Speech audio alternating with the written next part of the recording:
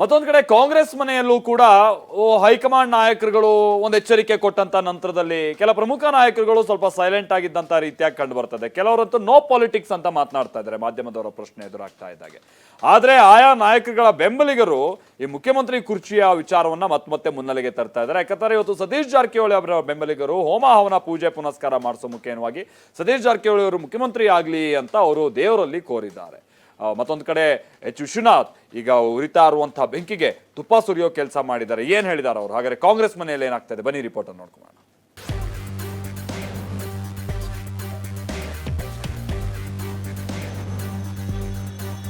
ಮುಖ್ಯಮಂತ್ರಿ ಆಗೇ ತೀರ್ದರು ಡಿಕೆ ಶಿವಕುಮಾರ್. ನಮ್ಮ ಪಾರ್ಟಿ ತೀರ್ಮಾನ, ನಾನೇನು ಅರ್ಜೆಂಟಲ್ಲಿ ಯಾವುದಕ್ಕೂ ಇಲ್ಲ.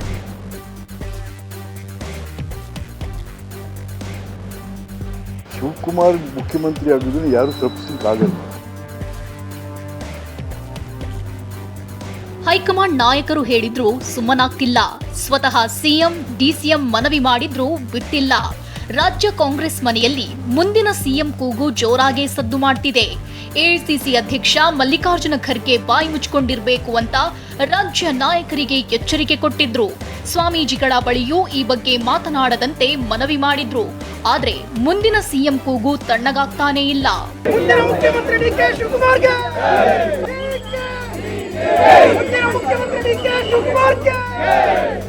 ನಿನ್ನೆ ಬೆಳಗಾವಿ ಸಮಾವೇಶದಲ್ಲಿ ಡಿಕೆ ಮುಂದಿನ ಸಿಎಂ ಎಂದು ಅಭಿಮಾನಿಗಳು ಘೋಷಣೆ ಕೂಗಿದ ಬೆನ್ನಲ್ಲೇ ಡಿಸಿಎಂ ಡಿಕೆ ಪರ ಎಚ್ ವಿಶ್ವನಾಥ್ ಬ್ಯಾಟ್ ಬೀಸಿದ್ದಾರೆ. ಡಿಕೆ ಸಿಎಂ ಆಗೋದನ್ನ ಯಾರೂ ತಪ್ಪಿಸಲು ಆಗಲ್ಲ. ಕಾಂಗ್ರೆಸ್ 136 ಸ್ಥಾನ ಬರಲು ಡಿಕೆ ಕೊಡುಗೆ ಇದೆ. ಎಲ್ಲದಕ್ಕೂ ಡಿಕೆಶಿಯರದ್ದು ಖರ್ಚಾಗಿಲ್ವಾ? ಸುಮ್ನೆ ಇವ್ರಿವ್ರೇ 5 ವರ್ಷ ಅವರೇ ಅಂತಾರೆ. ಎಲೆಕ್ಷನ್ ಸಂದರ್ಭದಲ್ಲೇ ಆಗಿದ್ದ ಮಾತುಕತೆ ಇದು ಎಂದಿದ್ದಾರೆ. ಈ ಶಿವಕುಮಾರ್ದು 136 ಜನ ಬರಬೇಕಾದ್ರೆ ಅವ್ರ ಕಾಂಟ್ರಿಬ್ಯೂಷನ್ ಇರಲಿ, ಅವ್ನ ಕಮಿಟ್ಮೆಂಟ್ ಇಲ್ವ, ಅವ್ರದ್ದು ಎಕ್ಸ್ಪೆಂಡಿಚರ್ ಆಗಿಲ್ವ ಎಲ್ಲದಕ್ಕೂ. ಹಾಗಾಗಿ it's a fact. D K Shivakumar ಅವರು ಸಿಎಂ ಆಗಬೇಕು ಅಂತೀರಿ ಸರ್? ಡಿ ಕೆ ಶಿವಕುಮಾರ್ ಅವರು ಸಿಎಂ ಆಗಬೇಕು. ಹೌದ್ರಿ, ಅದು ಈಗೆಲ್ಲ ಎಲೆಕ್ಷನ್ ಸಂದರ್ಭದಲ್ಲಿ ಆಗಿರುವಂಥದ್ದು ಇವೆಲ್ಲನೂ. ಹಾಗಾಗಿ ಶಿವಕುಮಾರ್ ಮುಖ್ಯಮಂತ್ರಿ ಆಗೋದನ್ನು ಯಾರು ತಪ್ಪಿಸ್ಲಿಕ್ಕಾಗಲ್ಲ.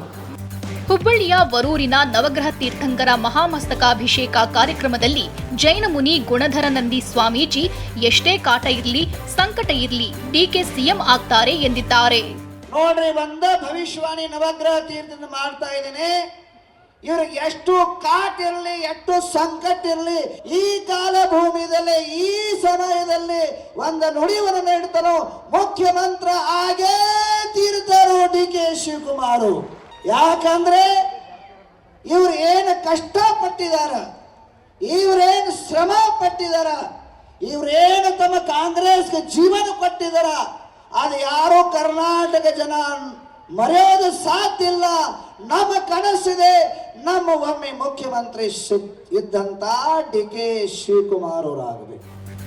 ಡಿಕೆ ಮುಂದಿನ ಸಿಎಂ ಆಗಬೇಕು ಎಂದಿದ್ದ ಜೈನ ಮುನಿಗಳ ಮಾತಿಗೆ ಹುಬ್ಬಳ್ಳಿಯಲ್ಲಿ ಡಿಸಿಎಂ ಡಿಕೆ ಶಿವಕುಮಾರ್ ಪ್ರತಿಕ್ರಿಯಿಸಿದ್ದಾರೆ. ಏನೇ ಇದ್ರೂ ಸಹ ನಮ್ಮ ಪಕ್ಷ ತೀರ್ಮಾನಿಸುತ್ತೆ. ನಾನು ಯಾವುದೇ ಸ್ಥಾನ ಹುಡುಕಿಕೊಂಡು ಹೋಗಲ್ಲ. ನನಗೆ ಯಾವುದೇ ಸ್ಥಾನ ಹುಡುಕಿ ಹೋಗುವ ಅಗತ್ಯವೂ ಇಲ್ಲ. ಈಗ ಯಾವುದಕ್ಕೂ ಅರ್ಜೆಂಟ್ ಇಲ್ಲ ಎಂದಿದ್ದಾರೆ. ನಾನೇನು ಯಾವ ಸ್ಥಾನನೂ ಹುಡುಕೊಂಡು ಹೋಗುವಂಥ ಅವಶ್ಯಕತೆ ಇಲ್ಲ. ನಮ್ಮ ಡ್ಯೂಟಿ ನಾವು ಮಾಡ್ತಾ ಇರ್ತೀವಿ. ನಿಮ್ಮನ್ನ ಹುಡುಕೊಂಡು ಬರುತ್ತೆ ಸರ್ ಸ್ಥಾನಗಳು. ನಮ್ಮ ಡ್ಯೂಟಿ ನೋಡ್ರಿ, ನಾವು ಪಕ್ಷಕ್ಕೆ ಏನು ಕೆಲಸ ಮಾಡಬೇಕು, ಸರ್ಕಾರಕ್ಕೆ ಏನು ಕೆಲಸ ಮಾಡಬೇಕು ಅದು ನಾವು ಮಾಡ್ತೀವಿ. ಮಿಕ್ಕಿದ ನಮ್ಮ ಪಾರ್ಟಿ ತೀರ್ಮಾನ, ನಾನೇನು ಅರ್ಜೆಂಟಲ್ಲಿ ಯಾವುದಕ್ಕೂ ಇಲ್ಲ. ಇತ್ತ ಸಿಎಂ ಸಿದ್ದರಾಮಯ್ಯ ಪರ ಜೆಡಿಎಸ್ ಶಾಸಕ ಜಿಟಿ ದೇವೇಗೌಡ ಬ್ಯಾಟ್ ಬೀಸಿದ್ದಾರೆ.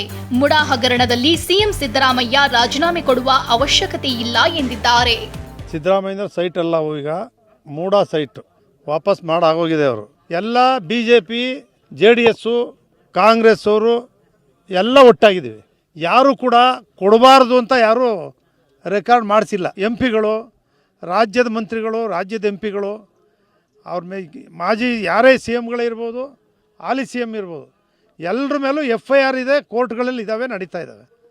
ಯಾರೂ ರಾಜೀನಾಮೆ ಕೊಟ್ಟಿಲ್ಲ. ಇದಕ್ಕೋಸ್ಕರ ಇತಿಹಾಸ ನಾವು ಯಾರು ಕಾಣ್ತೀವಿ. 10-15 ವರ್ಷದ ಇತಿಹಾಸದ ಈಚೆಗೆ ರಾಜೀನಾಮೆ ಕೊಟ್ಟರೆ ನಿದರ್ಶನಗಳಂತೂ ಇಲ್ಲ. ಯಾವುದೇ ಕಾರಣಕ್ಕೂ ಕೋರ್ಟ್ ತೀರ್ಪು ಅವ್ರಿಗೆ ಅವ್ರು ರಾಜೀನಾಮೆ ಕೊಡೋ ಅಗತ್ಯ ಇಲ್ಲ.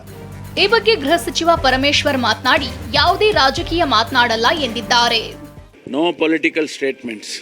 ಈ ಬೆಳವಣಿಗೆಗಳ ಮಧ್ಯೆ ಸತೀಶ್ ಜಾರಕಿಹೊಳಿ ಮುಂದಿನ ಸಿಎಂ ಆಗ್ಲಿ ಅಂತ ಅಭಿಮಾನಿಗಳು ಸಿಗಂದೂರು ಚೌಡೇಶ್ವರಿ ದೇಗುಲದಲ್ಲಿ ವಿಶೇಷ ಪೂಜೆ ಮಾಡಿದ್ದಾರೆ. ಮುಂದಿನ ಸಿಎಂ ಸತೀಶ್ ಜಾರಕಿಹೊಳಿ ಎಂಬ ಪೋಸ್ಟರ್ ಹಿಡಿದು ದೇವರಿಗೆ ಅಭಿಮಾನಿಗಳು ಮೊರೆ ಇಟ್ಟಿದ್ದಾರೆ.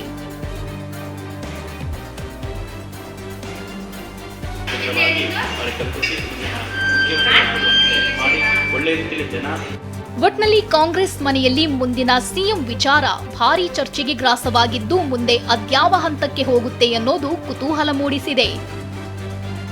Bureau report, TV9.